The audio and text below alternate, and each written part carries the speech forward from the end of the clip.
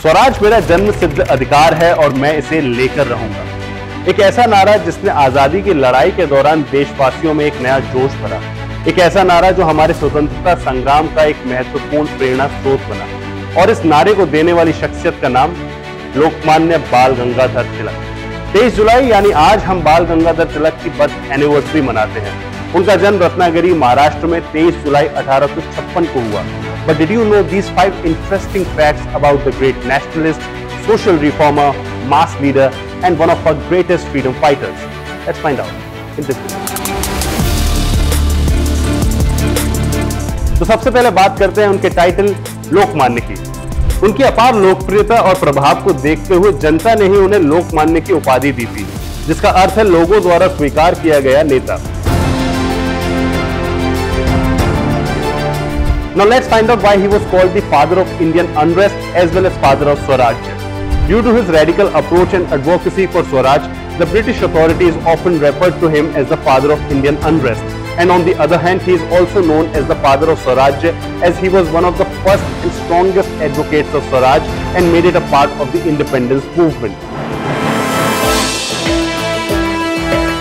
Moving on. Lokmanya Tilak ने education institutes की भी स्थापना की। उनका मानना था कि अगर भारतीयों को अपना उत्थान करना है तो उन्हें मॉडर्न एजुकेशन मिलनी चाहिए जो कि उन्हें भारतीय ही दे।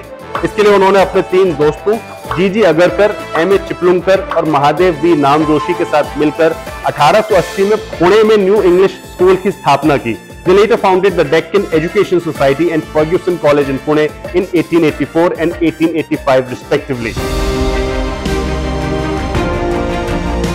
स्कूल कॉलेज खोलने के साथ साथ तिलक ने पठन पाठन के सिलसिले को एक और तरह से आगे बढ़ाया। जनता को एजुकेट करने के मकसद से उन्होंने 1881 में 2 मैगजीन्स की शुरुआत की, an English weekly magazine Maratha and a Marathi weekly magazine Kesari. Both the weekly magazines received an enthusiastic response from the public. अब बात करते हैं उनके 6 साल के कारावास और गीता रहस्य की। In 1907, Tilak wrote 2 articles in Kesari, The Country's Misfortune and These Remedies Are Not Lasting, demanding that the government should try to understand the changing circumstances in the country. He severely criticized the government's policies of oppression in these articles. This angered the British government. Subsequently, he was arrested in 1908 on charges of treason and imprisoned in Mandale jail in Burma for 6 years.